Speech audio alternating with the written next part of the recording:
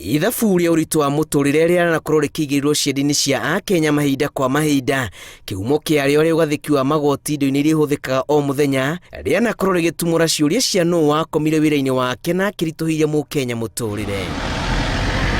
Ndereti-inĩ ya kwambatĩra gwa thogora wa maguta, Akenya mahũndũrĩte mũguo ũtukũ kũrĩ ambunge arĩa maturaga na gũkindĩra mawatho ma gũtereba bũrũri cikaro-inĩ cia mbunge, makiuga no makuĩte mbũri ta tha mũrigo-inĩ ũrĩa ũhũmĩtie Akenya, kuona gũtirĩ watho no ũmwe wa magoti ũhatũkaga ũtagũcirĩrwo na gwĩkĩrwo kĩrore nĩ ambunge arĩa mathukĩirwo wĩigĩrĩrĩki wa gũthondeka mawatho.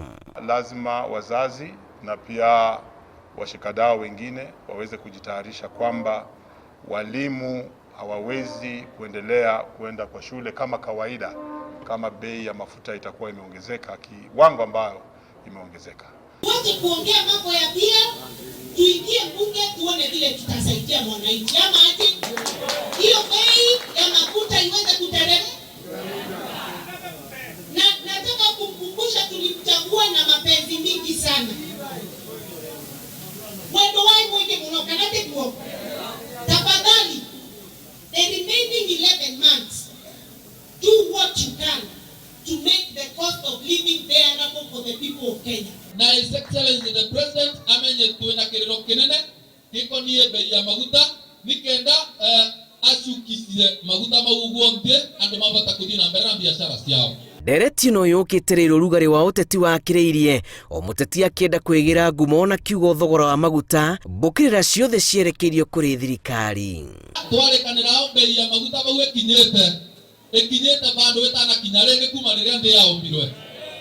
Na rĩu agakorwa bei ya maguta ya Ethiopia, bei ya maguta ya Uganda, agakorwa maguta ma Uganda maina raithi na mabĩtũkagĩra Kenya. Spika wa mbunge ya bũrũri Justin Muturi erĩte ambunge macoke mbunge kiumia gĩkĩ kũgathĩka mawatho ma kũhũthĩria mũkenya mũrigo wa mũtũrĩre, wĩra ũrĩa ugĩte atĩ nĩ eharĩirie kũũhanyũkia. National Assembly represents the people and other special interests. The people ni nyinyi. Wakati wewe unaumia, pikipiki yako huwezi kuenda naye kwa sababu ya gharama ya bei ya mafuta, ni makosa. So tuache mambo ya kuzungumzia hapa kwa mikutano, tupeleke mambo kwa bunge. Speaker, Kenya is bleeding. The fuel prices have reached levels we have never witnessed before.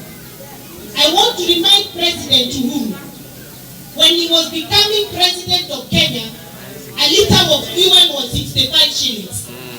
Today, it is 135 shillings. Surely, it is not affordable anymore. We are asking that we go back to the basics. Akenya na matereba arĩa mathiaga matĩna maraya mĩhaka-inĩ maraumana na kũihũria ngari ciao na maguta ma bobo cia mabũrũri tũrigainie kũrĩa maronekera na thogora wa thĩ. Ngĩribotera Inooro TV. Njĩtagwo Julius Karĩithi wa Mũnene.